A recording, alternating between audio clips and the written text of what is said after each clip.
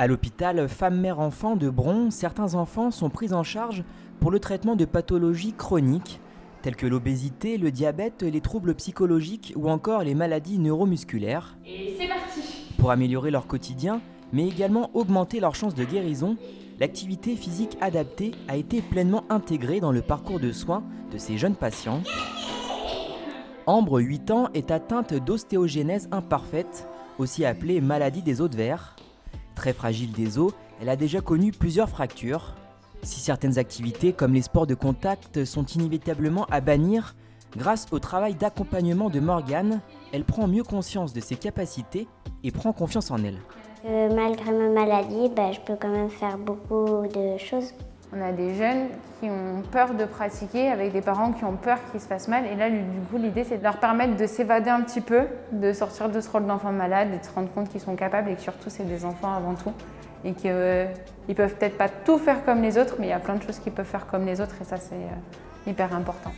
Depuis peu, une nouvelle activité peut être proposée aux enfants et leurs familles, le mini-golf. Juste derrière l'hôpital Femme-Mère-Enfant, le terrain vient tout juste d'être achevé. Et au printemps prochain, un autre équipement ultra complet viendra prendre place ici, au cœur même de l'hôpital. Sur 120 mètres carrés, le pavillon des enfants permettra de diversifier encore un peu plus la palette d'activités. On va pouvoir, quand il n'y aura plus le Covid, faire des séances, refaire des séances de groupe, mais surtout avec un nombre d'enfants plus important. Chef de pôle des spécialités pédiatriques, Hugues de Zombre sait ô combien le sport est facteur d'interaction sociale et est favorable à l'épanouissement de l'enfant sur de nombreux plans.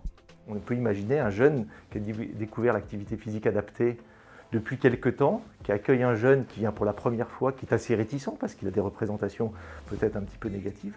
Ça va être un booster absolument fabuleux. Ça va restaurer chez eux une meilleure estime de soi, une meilleure forme physique, moins de fatigue, la capacité aussi de pouvoir se projeter avec cette maladie. Lorsque l'enfant devient adolescent puis jeune adulte, un autre espace spécifique lui est dédié, le Pass-Âge, afin de l'accompagner dans cette transition et ce changement de prise en charge. Tous ces projets d'aide et de soutien autour des jeunes atteints de maladies chroniques ont été mis en place grâce au soutien de la Fondation HCL. Leur soutien est indispensable, le soutien des donateurs est indispensable parce que c'est des activités qui sont moins directement liées au cœur de soins et donc on a besoin de mécènes, on a besoin d'aide à la fois pour financer les structures et puis pour aider à financer le temps d'accompagnants et de préparateurs physiques adaptés. Si vous souhaitez soutenir la Fondation HCL et contribuer à développer ces projets, vous pouvez vous rendre sur le site qui s'affiche à l'écran.